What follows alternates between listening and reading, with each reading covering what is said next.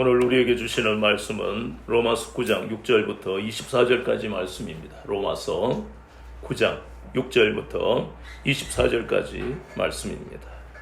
교독하겠습니다. 로마서 9장 6절부터 그러나 하나님의 말씀이 폐하여진 것 같지 않도다. 이스라엘에게서 난 그들이 다 이스라엘이 아니요 또한 아브라함의 씨가 다 그의 자녀가 아니라 오직 이삭으로부터 난 자라야 내 지자라 불리리라 하셨으니 곧 육신의 자녀가 하나님의 자녀가 아니요 오직 약속의 자녀가 씨로 여기심을 받느니라. 약속의 말씀은 이것이니 영원히 나에게 이르리니 사라에게 아들이 있으리라 하시니라. 그뿐 아니라 또한 리브가가 우리 조상 이삭 한 사람으로 말미암아 임신하였는데 그 자식들이 아직 나지도 아니하고 무슨 선이나 악을 행하지 아니할 때에 택하심을 따라 되는 하나님의 뜻이 행위로 말미암지 않고 오직 부르시는 이로 말미암아 쓰게 하려 하사 리브가에게 이르시되 큰 자가 어린 자를 섬기리라 하셨나니 기록된 바 내가 야곱은 사랑하고 에서는 미워하였다 하심과 같으니라. 그런즉 우리가 무슨 말을 하리요 하나님께 불의가 있느냐 그럴 수 없느니라. 모세에게 이르시되 내가 긍휼히 여길 자를 긍휼히 여기고 불쌍히 여길 자를 불쌍히 여기리라 하셨으니 그런즉 원하는 자로 말미암도 아니요 다른 박질하는 자로 말미암음도 아니요 오직 긍휼히 여기시는 하나님으로 말미암음이니라. 성경이 바로에게 이르시되 내가 이 일을 위하여 너를 세웠으니 곧 너로 말미암아 네 능력을 보고 내가 미루고 땅에 장직하게 하려 함이라 하셨으니 그런즉 하나님께서 하고자 하시는 자를 긍휼히 여기시고 하고자 하시는 자를 완악하게 하시느니라. 혹 내가 너에게 말하기를 그러면 하나님이 어찌하여 행하시느냐 누가 그 뜻을 대적하느냐 하니 이 사람아 내가 누구이기에 감히 하나님께 반문하느냐 지음을 받은 물건이 지은 자에게 어찌 나를 이같이 만들었느냐 말하겠느냐. 부자가 지는 한덩이로 하나는 위 있을 그릇을 하나는 전 있을 그릇을 만드는 것이 없느냐. 만일 하나님이 그의 진노를 보이시고 그의 능력을 알게 하고자 하사 멸하기로 준비된 진노의 그릇을 오래 참으심으로 관용하시고 영광받기로 얘기하신 바 긍휼의 그릇에 대하여 그 영광의 풍성함을 알리고자 하셨을 자로 무슨 말을 하리요. 같이요. 이 그릇은 우리니 곧 유대인 중에서뿐 아니라 이방인 중에서도 부르신 자니라. 아멘. 오늘은 로마서 9장 6절부터 24절까지 본문을 통해 하나님께서 하고자 하시는 자를 하는 제목으로 같이 은혜를 받겠습니다. 우리가 구약을 보면 이스라엘의 역사에 대해서 보게 되는데 그 역사에 보면 그들은 항상 하나님 앞에 불순종했어. 그리고 불신앙했던 그런 역사를 봅니다. 그래서 그 이스라엘의 불순종과 불신앙으로 인해서 하나님이 복을 주시겠다고 약속하신 그 언약이 폐하여진 것 같이 보인다는 겁니다. 우리가 잘 아는 대로 지난주에도 보았잖아요. 그 약속이 무엇인지. 우리는 다 약속을 받았다 그랬잖아요. 그 약속을 어떻게 받았습니까? 성경에 약속된 약속. 구약의 맨 처음 약속을 받은 사람이 바로 아브라함입니다. 그 아브라함을 향해서 하나님은 창세기 12장 1절에서 3절까지 말씀을 통해 너를 큰 민족으로 그리고 창대하게 복이 되게 하겠다고 약속하셨습니다. 그것이 15장과 17장에서 확정되었고 그리고 우리가 잘 아는 대로 창세기 22장 18절에 그 씨가 바로 예수 그리스도인데, 예수 그리스도를 통해서 하나님이 아브라함을 향한 그 언약, 약속을 성취하셨단 말입니다. 그래서 이스라엘을 향해서 한마디로 어떤 민족이라고요? 하나님의 약속을 받은 언약 백성이다. 이렇게 우리가 성경에서 말씀하고 있잖아요. 근데 그들의 역사를 보면 그 약속이 폐하여진 것 같이 보인단 말이에요. 하나님은 아브라함을 향해서 약속하신 젖과 꿀이 흐르는 땅을 주겠다는 그 약속이 창세기 15장 그리고 17장에 구체적으로 나온단 말이에요. 그건 하나님 약속을 성취하셨습니까? 예, 하셨습니다. 그래서 그 자손들이, 아브라함의 씨라고 불리우는 그 자손들이 가나안 땅에 들어갔어요. 그런데 문제는 거기서부터 그들은 하나님 앞에 범죄했어요. 불신앙하고 불순종하고 우상숭배하고. 그래서 사사시대에 그들의 이스라엘의 역사는 온통 가나안에 있는 민족들의 종이 되는 역사밖에 없었습니다. 거기서 끝나면 얼마나 좋겠습니까? 다시 이스라엘은 하나님 앞에 불순종하고 불신앙했어요. 결국 우리가 아는 대로 북이스라엘, 끊임없는 하나님이 선지자를 보내신데도 불구하고 그들은 돌이키지 아니하고 결국은 아수르에 의해서 멸망당하는 그 기록이 열왕기하 17장에 나옵니다. BC 기원전 722년에 마지막 왕인 북이스라엘의 호세아 왕 때 북이스라엘은 멸망당하는 것입니다. 그것을 교훈 삼아서 남유다가 하나님 앞에 바로 서야 되는데, 그리고 북이스라엘과 달리 북이스라엘은 하나님을 섬기는 왕이 단 한 명도 없었지만 남유다에는 아사 왕이 있고 여호사밧 왕이 있었고 그리고 히스기야 왕이 있었고 그리고 요시야 왕이 있었잖아요. 끊임없이 종교 개혁을 하고 산당을 없애고 우상을 깨뜨리고 그렇게 하나님을, 신실하신 하나님을 믿고 의지했던 그 왕들이 있는데도 불구하고, 그리고 북이스라엘의 교훈이 그들에게는 전혀 돌이킬 수 있는 계기가 되지 못하고 기원전 BC 586년 마지막 왕인 시드기야 왕 때 결국 남유다도 멸망당했습니다. 바벨론에 의해서. 거기서 끝나는 역사가 아니잖아요. 페르시아에 의해서 그들은 식민지가 되고 또 페르시아를 정복한 로마에 의해서 식민지가 되고, 참 이 역사들을 보면요, 끊임없이 범죄하는 그 이스라엘을 향해서 가슴이 아플 정도로 하나님은 이스라엘을 짝사랑하는 그런 모습이 구약의 역사라는 겁니다. 끊임없이 내 마음대로 육체와 마음이 원하는 대로 살 거야. 나는 내 의지로 내 이성으로 살 거야. 끊임없이 약속을 받은 이 이스라엘은 하나님에게로부터 떠나가려고 하고, 그 이스라엘을 그렇게 자기 의지로 살려고 범죄하는 이스라엘이야. 하나님은 끝없이 아니다 얘야, 네가 하나님을 떠나면 너의 삶은 지옥 같을 것이야. 그렇게 해서는 안 된다. 끊임없이 선지자들을 보내시고 그들이 기도하면 그래도 들어주시는 끝없는 하나님의 사랑의 기록이 구약의 역사입니다. 그런데 그들의 역사는 하나님의 그 약속이 폐하여진 것 같이 보인다. 그런데 오늘 말씀에 6절 말씀을 보니까 그러나 그랬습니다.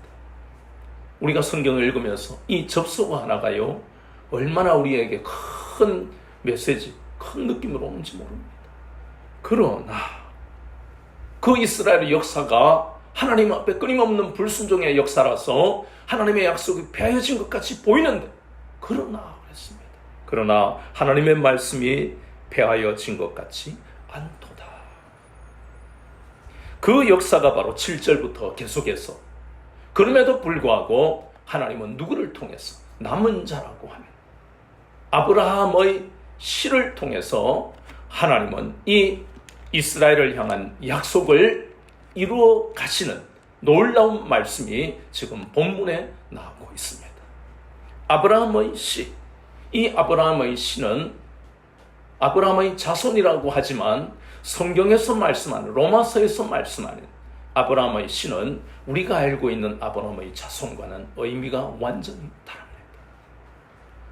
예수님 때에 예수님을 대적했던 바리새인, 사두개인, 제사장, 이 사람들은 다 누굽니까? 아브라함의 씨죠. 그런데 그들은 하나님의 약속을 이어가는 약속의 자녀들이 아니라는 것입니다. 아브라함의 씨는 그냥 아브라함의 자손이 다 아브라함의 씨가 되는 것이 아닙니다. 그래서 그걸 분명하게 밝히기 위해서 예수님은 이 바울을 통해 아브라함의 씨에 대한 정확한 정의를 여기서 로마서 9장에서 지금 내리고 있는 것입니다. 아브라함의 씨는 많아요. 창세기 25장 1절에서 4절에 보면 그 전에도 이스마엘이 아브라함의 씨입니다. 그리고 25장에 보면 그드라의 자손들도 아브라함의 씨입니다. 그드라의 후처인 그드라의 이 자손도 16명이나 됩니다. 그런데 이스마엘까지 합해서 17명이 다 아브라함의 씨입니까? 로마서는 아니다, 그렇지 않다라고 말씀합니다. 오직 아브라함의 씨는 단 한 사람, 하나님의 약속으로 성취된 누구만? 이삭만 아브라함의 씨라고 성경은 분명하게 말씀하고 있습니다. 이삭만이 아브라함의 씨다. 그럼 결국 우리가 신약 성경을 알기 때문에 그렇구나. 아브라함의 씨라는 이 말씀은 바로 뭘 의미한다고요? 아브라함의 자손이라는 혈통을 의미하는 것이 아니라 약속의 자녀라는 의미라는 것을 깨닫게 됩니다. 그래서 로마서에서 말씀하는 아브라함의 씨는 바로 약속의 자녀다. 약속의 자녀는 누구만 될 수 있어요? 오직 아브라함의 아들인 이삭. 그리고 약속의 자녀는 이삭을 이어서 또 에서가 되는 것이 아니고 이삭이 하나님의 약속의 성취로 되어진 아브라함의 씨라면 그 이삭의 씨가 에서와 야곱이 있는데 에서는 약속의 씨가 안 된다는 거예요. 오직 이삭의 씨는 야곱만이 된다. 이 씨의 의미는 혈통이라는 의미가 아니라는 것입니다. 약속의 자녀라는 의미입니다. 그것을 구약에서는 언약의 계승자다 이렇게 말씀하는 거예요. 그래서 로마서는 분명하게 아브라함의 씨는 그의 자손들이 아니라 바로 약속의 그 성취라는 이삭이 아브라함의 씨고 또 그 이삭의 씨인 야곱이 아브라함의 씨다. 이렇게 말씀하는 겁니다. 이것이 우리와 무슨 상관이 있느냐? 이 땅의 모든 인생은 하나님이 지으셨다고 창세기 1장 27절은 말씀하고 있습니다. 그리고 로마서 1장부터 3장까지 말씀을 보면 하나님의 택함을 받은 유대인이든 아니면 하나님을 대적하는 이방인이든 그것이 의미가 있는 것이 아니다. 모든 이방인과 유대인은 모두가 뭐라고요? 죄인이다. 죄인. 그 정의를 로마서가 말씀하고 있어요. 그런 죄인, 불경건하고 불의하고 하나님을 마음에 두기 싫어하고 그리고 교만하고 위선적인 이 모든 것이 인간들의 죄의 그 공통점이 여기에 있다는 것입니다. 그래서 로마서 9장을 통해서 하나님이 우리에게 말씀하시는 것은 하나님이 다 지으셨지만 그리고 우리도 이방인이지는 인 것은 분명하지만 그러나 혈통으로 구원하시는 것이 아닌 분명한 것은 이 땅의 모든 인생 중에 오직 예수 그리스도만 믿으면 무엇이 된다고요? 아브라함의 씨, 약속의 자녀가 된다. 이 놀라운 비밀이 로마서 9장에 숨겨져 있다는 것입니다. 유대인이라 할지라도 아론의 30대 혈통이다, 32대 자손이다 해도 그가 예수님을 믿지 않으면 그는 아브라함의 씨가 아니라는 것입니다. 이것은요, 좀 더 구체적으로 적용할 수 있어요. 지금 교회를 다닌다고 그가 약속의 자녀다라고 정의할 수 없습니다. 지금 교회를 안 다니고 있다고 그를 불신자라 이렇게 정의할 수 없습니다. 그것을 우리는 말씀을 통해 냉철하게 보아야 한다는 것입니다. 참 두려운 말씀이에요. 교회를 다닌다고 약속의 자녀가 안 되는 것은 뭐 해야만 예수 그리스도를 믿어야만 약속의 자녀가 됩니다. 예수 그리스도를 안 믿고 마지막 임종 때에 내가 예수님을 지금 믿고 있는지 구원의 확신이 없다. 이러면 그 사람은 죽을 때까지 약속의 자녀가 아니었다는 것입니다. 얼마나 무서운 일입니까? 그런데 우리가 잘 알잖아요. 결혼을 시켜야 되는데 저 자매와 저 청년은 불신자야. 그러나 하나님은 그가 구원받을 영혼이라는 것을 우리에게 분명하게 알게 하시며 그리고 우리가 기도해야 될 이유가 거기에 있는 것이에요.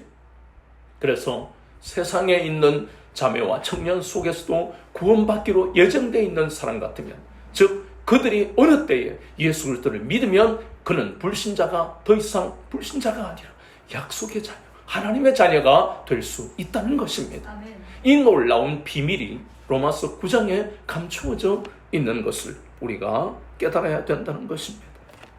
그래서 누구든지 예수 그리스도를 믿기만 하면 약속의 자녀, 하나님의 자녀가 될 수 있다는 이 놀라운 말씀을 이제 우리가 깨달아야 되는 것. 그러면 그렇잖아요. 우리가 한 가정에 가족으로 사랑하는 부모님과 자녀가 있지만, 그러나 온 가정이 다 구원받는지 어쩌는지 우리는 알지 못합니다. 앞에서 보세요. 아브라함의 씨앗이 이스마엘이 안 되고 그들과의 자손도 안 되고 에스도 안 되는, 결국 이 모든 것에 대한 결정은 누가 내리십니까? 하나님이 하시는 것. 하나님의 절대적인 주권에 의해서 되어지는 것입니다.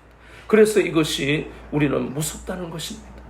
그 말씀이 바로 본문에 보니까 10절, 11절 말씀에 택하심을 따라 되는 하나님의 뜻에 의한 것입니다. 아브라함의 가정인데도 불구하고 하나님이 그 중에 딱 한 사람만 약속의 자녀, 언약의 계승자로 삼으시고, 이삭의 자녀인데도 불구하고 야곱만 세우시는, 그것이 바로 어디에 이유가 있느냐? 11절, 택하심을 따라 되는 하나님의 뜻에, 그것을 우리가 신학적인 용어로 하나님의 절대적인 주권이라고 말씀하는 겁니다. 우리가 잘 아는 대로 출애굽기 2장에 보면 위대한 이스라엘의 지도자 모세의 탄생에 관한 말씀이 나옵니다. 그때 우리가 잘 알다시피 바로에 의해서 아들이 나오면 죽이고 딸이 나오면 살려라, 그 대학살의 비극적인 그러한 때에 하나님은 수많은 남자아이 중에 모세를 택하셨다. 우리가 인간적으로 인본주의로 생각하면요, 하나님 너무 잔인하시잖아요. 그 수십만 명의 아들이 다 죽는데도 불구하고 하나님은 그들이 죽어도 가만히 놔두셨고, 오직 누구만, 모세만 살리신다는 것이 너무너무 이해가 안 되는 거예요. 그런데 그것이 말씀을 통하지 않으면 우리는 인본주의로 하나님을 제멋대로 판단할 수 있는 위험이 있다는 것이에요. 그래서 오늘 말씀을 보니까 택하심을 따라 되는 하나님의 뜻이 누구에게만 임한 거예요? 모세에게만 임한 것이다. 그것이 바로 출애굽기 2장에 나오는 것입니다. 뿐만 아니라 우리가 잘 알다시피 신명기 7장 6절에도 하나님은 모든 민족 중에 유일하게 누구만요? 이스라엘 민족만을 하나님이 부르셔서 선민으로 삼으셨습니다. 이스라엘이 뭘 특별해서가 아니라는 것입니다. 그래서 오늘 이 말씀 11절에 택하심을 따라 되는 하나님의 뜻이다. 하나님의 전적인 주권에 의해서 되어진 것이다. 그럼 이제 여기에서 이해는 이제 됐어요. 아, 하나님의 약속의 그 말씀, 언약은 폐해지는 것이 아니구나. 이것은 이해가 됐습니다. 이해는 됐는데 또 다른 의문이 우리에게 드는 거예요.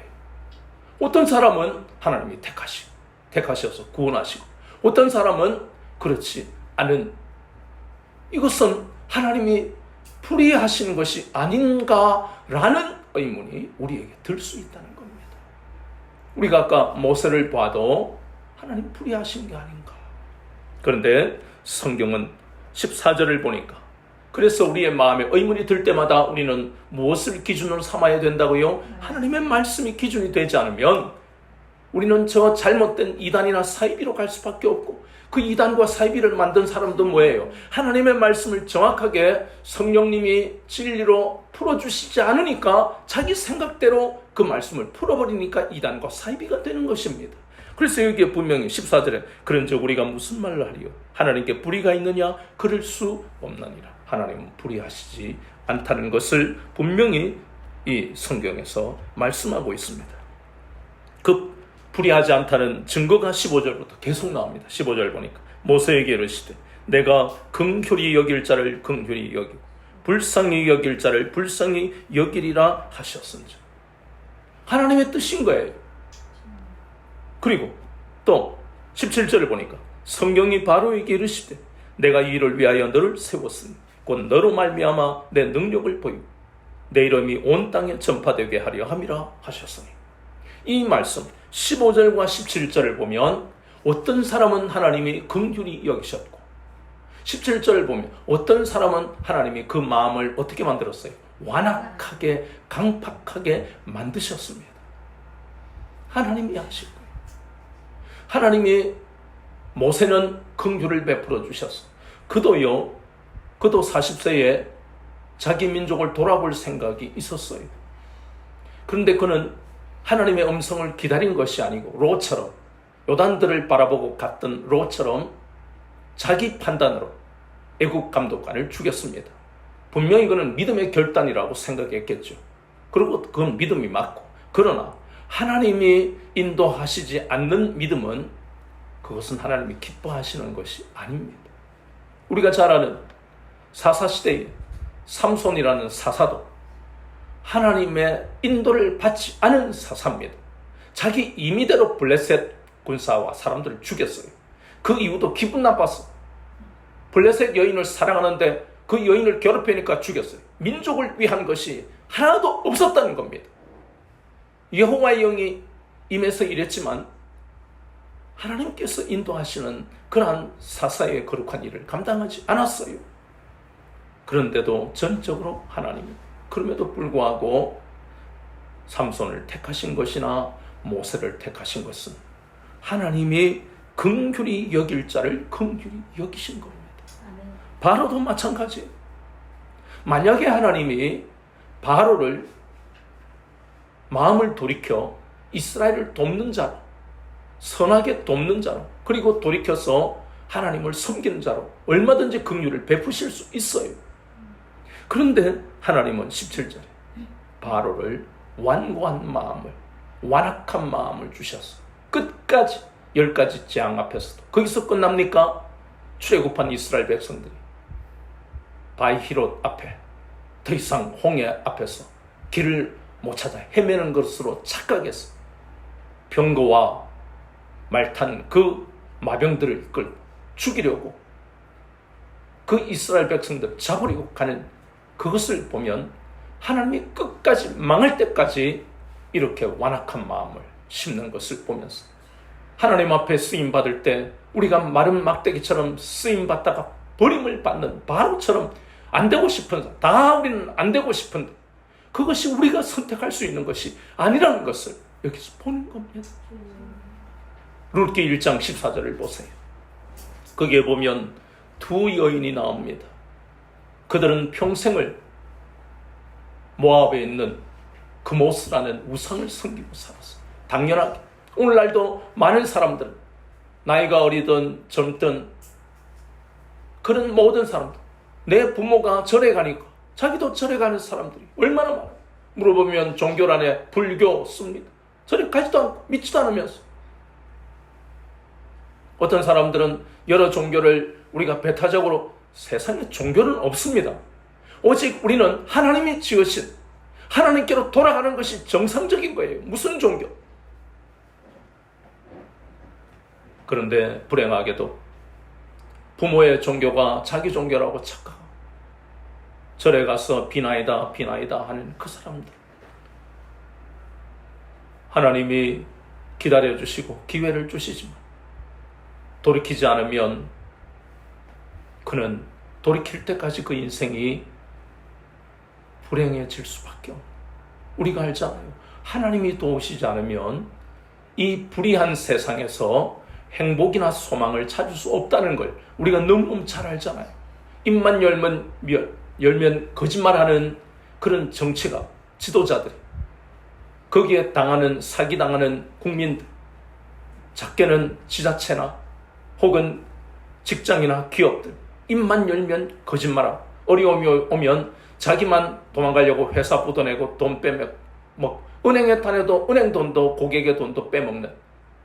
그러면 이 세상은 그런 것들 때문에 상처 입고 극단적인 선택을 하고 사람을 못 믿고 이러한 불신 시대가 되는 겁니다.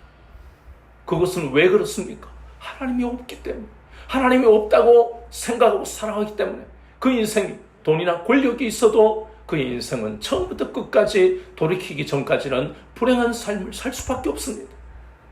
그래서 우리는 이 로마서 9장 특별히 15절과 17절을 보면서 우리를 바로처럼 완고한 마음, 완악한 마음, 강팍한 마음으로 하나님이 없다라고 하는 그런 인생을 살지 않게 하시는 것이 전적인 하나님의 선택, 전적인 하나님의 절대적인 주권에 의해 되어진 것을 다시 한번 우리가 깨닫고 무조건 감사하며 살아야 될 인생이 우리라는 것입니다. 그것을 이 말씀을 통해서 어려움은 누구에게나 오지. 그러나 우리가 항상 기뻐하고 감사하고 우리가 감격해야 할 그것은 바로 이 로마서에 나오는 이 한 가지 사실 때문에 모든 것이 감사로 바뀌어야 되는, 감사하지 않는 것은 우리 책임이에요. 하나님 나에게 왜 이렇게 고통을 주십니까? 왜 이 고통이 하나로 안 끝나? 파도와 물결처럼 끊임없이 옵니까?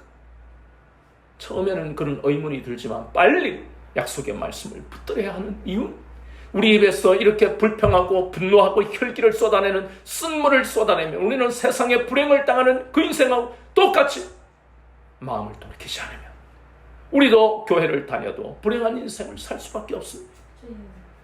그래서 우리는 날마다 말씀을 통해 나 자신을 돌아봐야 돼요. 내가 지금 혈기를 뿌리면서 살고 있는지, 온유하고 겸손한지 날마다 우리 스스로를 돌아보지 않으면 교회만 다니고 있을 뿐이지 그 마음은 지옥을 살고 있다는 것을 잊지 말아야 하는 것입니다.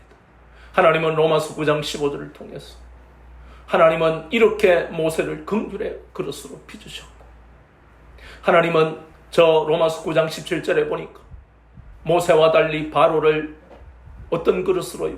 진노의 그릇으로 빚으신 것을 보면서 이것이 우리의 선택으로 되어진 것이 아니라 전적인 하나님의 선택으로 되어진 것이 다시 한번 깨닫게 하시는 겁니다.